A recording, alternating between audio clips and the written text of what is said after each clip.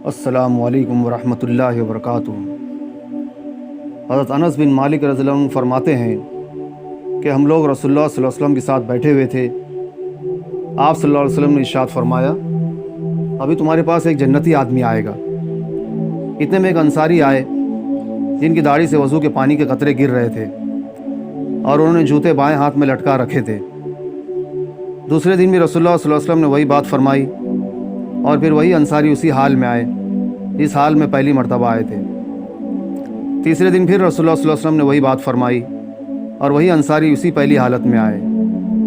جب رسول اللہ صلی اللہ علیہ وسلم مجلس سے اٹھے تو عبداللہ بن عمرو رضی اللہ عنہ ان انصاری کے پیچھے گئے اور ان سے کہا کہ والد صاحب سے میرا جھگڑا ہو گیا ہے، جس کی وجہ سے میں نے قسم کھا لیا ہے کہ میں 3 دن ان کے پاس نہ جاؤں گا۔ اگر آپ مناسب سمجھیں تو مجھے اپنے یہاں 3 دن ٹھہرا لیں۔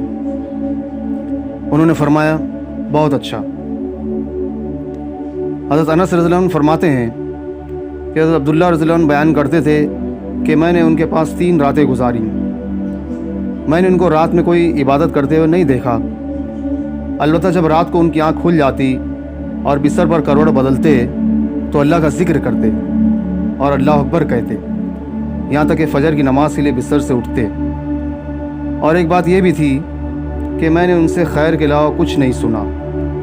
جب 3 راتیں گزر گئیں اور میں ان کے عمل کو معمولی سمجھ رہا تھا اور میں حیران تھا کہ رسول اللہ صلی اللہ علیہ وسلم نے ان کے لیے بشارت اتنی بڑی دی اور ان کا کوئی خاص عمل تو ہے نہیں، تو میں نے ان سے کہا، اللہ کے بندے، میرے اور میرے باپ کے درمیان نہ کوئی ناراضگی ہوئی اور نہ جدائی ہوئی، لیکن قصہ یہ ہوا کہ میں نے رسول اللہ صلی اللہ علیہ وسلم کو آپ کے بارے میں 3 مرتبہ ارشاد فرماتے ہوئے سنا، ابھی تمہارے پاس ایک جنتی آدمی آنے والا ہے، اور تینوں مرتبہ آپ ہی آئے۔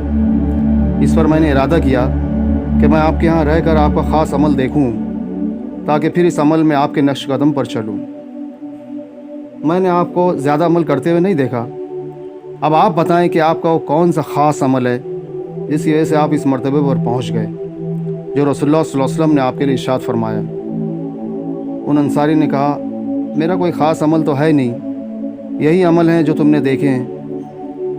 حضرت عبداللہ رضی اللہ عنہ فرماتے ہیں کہ میں یہ سن کر چل پڑا۔